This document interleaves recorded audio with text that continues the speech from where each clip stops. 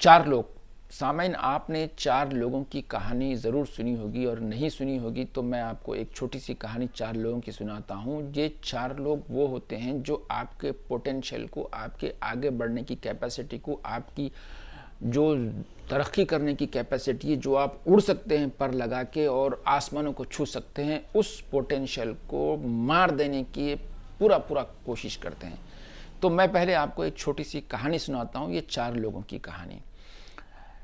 कहा जाता है कि कोई गांव में एक बूढ़ा ज़ईफ़ आदमी था, उसका एक जवान बेटा था और उनके पास एक घोड़ा था, और वो एक जंगल में सफ़र कर रहे थे। ज़ाहिर है एक गांव से दूसरे गांव ये जहां भी जा रहे थे।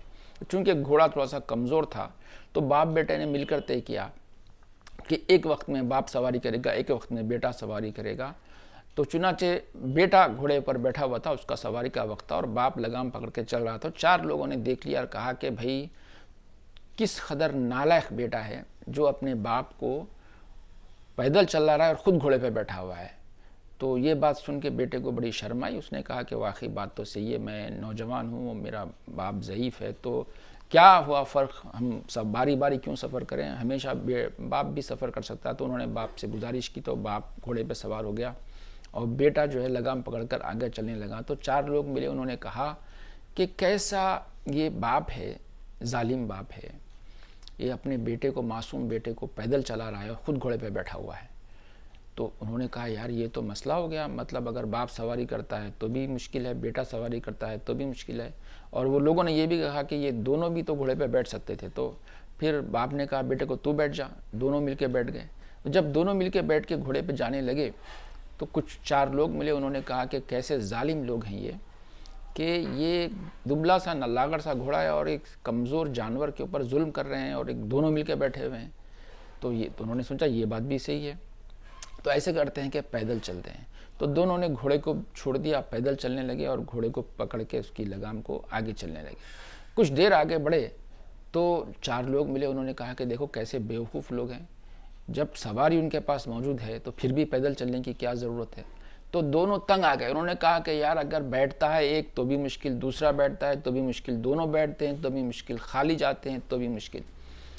तो उन्होंने एक लकड़ी ली, घोड़े को रस्सी से बांधा और उसको लकड़ी से, लंबी लकड़ी से लटका दिया पैरों के बल, और ख़ुद कंधे के ऊपर सामने एक बेटा और पीछे से बाप घोड़े को उठाकर चलने लगे। मतलब आप समझने की कोशिश कीजिए इस मॉरल स्टोरी का मॉरल ये है कि आप चाहे कुछ भी करें तो ये चार लोग आपकी ज़िंदगी के अंदर हमेशा पाए जाते हैं जो आपके पोटेंशियल को ख़त्म करने की कोशिश करते हैं।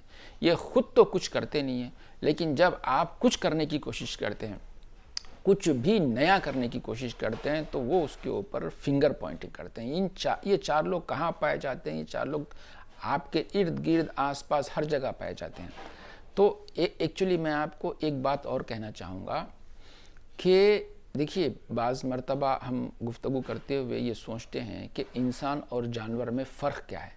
तो कभी कभी कहा जाता है कि जो जानवर होता है वो उसके अंदर कम्युनिकेशन की एबिलिटी नहीं है, मतलब लैंग्वेज नहीं है। लेकिन ये बात गलत है। इंसान बेशक अल्लाह ताला ने अल्लामाहुल बयान, उसको बयान की कॉम्पिटेंसी दी है, जो जानवरों में उतनी इवॉल्व नहीं है, लेकिन उनकी अपनी कम्युनिकेशन लैंग्वेज है। जैसे मैं उर्दू बोल रहा हूँ और कोई चाइनीज़ में गुफ्तगू करता है तो मुझे चाइनीज़ नहीं आती, और जिसको चाइनीज़ आती है उसे उर्दू नहीं आती। उसी तरीके से जानवरों की एक लैंग्वेज है जो मुझे नहीं आती, और मेरी जो लैंग्वेज है वो जान रहा हूँ। बट वो जानवर भी और परिंदे भी किसी न किसी फॉर्म में, किसी न किसी आवाज़ों के ज़रिए कम्युनिकेट करते हैं, जो उनकी सर्वाइवल और ग्रोथ, जो बेसिक फंक्शंस हैं, उसके लिए मोर देन इनफ है। इसी तरीके से अगर आप कहें कि जहानत की बात करें, तो जहानत जो माइंड है जानवरों के पास भी है। वो डेफिनेटली वो अपने आप को वो फाइट और फ्लाइट मोड में भी जाते हैं और इतने काम करते हैं, जैसे अपने सर्वाइवल के लिए जो चारा ढूंढते हैं, किस तरीके से वो जो है शिकार करते हैं। अगर आप घोंसला बनाती है चिड़िया तो सिर्फ एक चोंच के ज़रिए, तो आप गौर कीजिए कि सिर्फ चोंच के ज़रिए वो एक एक तिनका जमा करके किस तरह तिनकों को एक साथ परोती है। बगैर किसी टूल्स के इंसान ऐसा घोंसला नहीं बना सकता। तो बाज़ जानवर तो जहानत में, मेंटल कैपेबिलिटीज़ के अंदर इंसानों से बढ़े हुए हैं। फॉर एग्जांपल अगर आप कुत्ते की मिसाल लें तो उसके अंदर सूंघने की कैपेसिटी है जो इंसान से कई गुना ज़्यादा सूंघ सकता है, सुनने की कैपेसिटी इंसान से बहुत ज़्यादा है।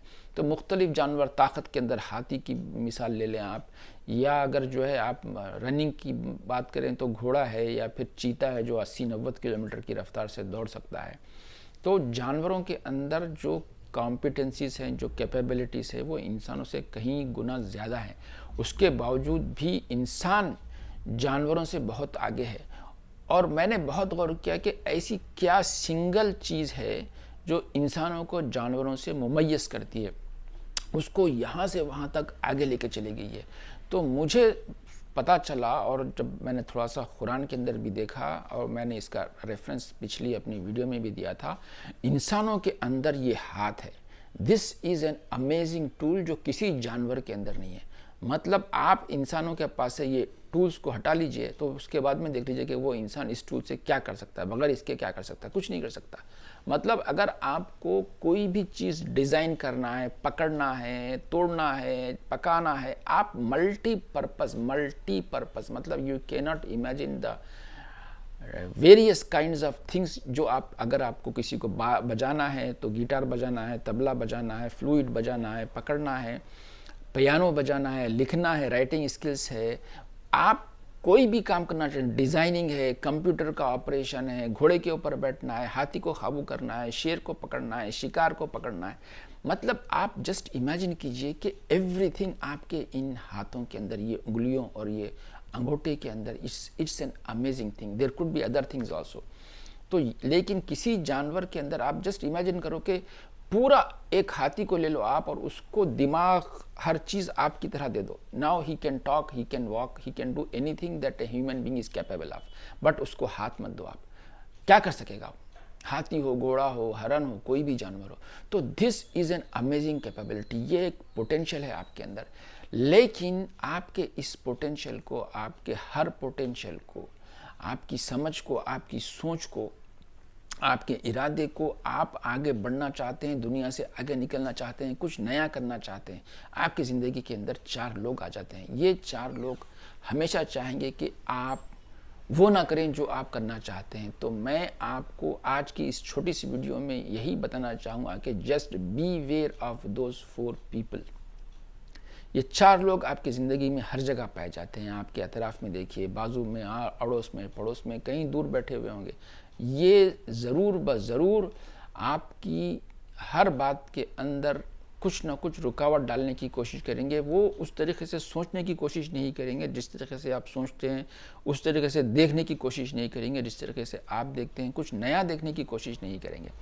बस ये जो है 4 लोग आपके पोटेंशियल को ख़त्म करने की कोशिश करेंगे। तो ख़बरदार रहिए इन 4 लोगों से। अगर ज़िंदगी में आगे बढ़ना है, कुछ करना है, तो 4 लोगों की कभी परवाह मत कीजिए। सिर्फ हक़ परस्त बनिए। जैसा भी हक़ आपको नज़र आए, जहाँ भी सच्चाई नज़र आए, अपनी सच्चाई को, अपनी बात को वाज़ेह करिए।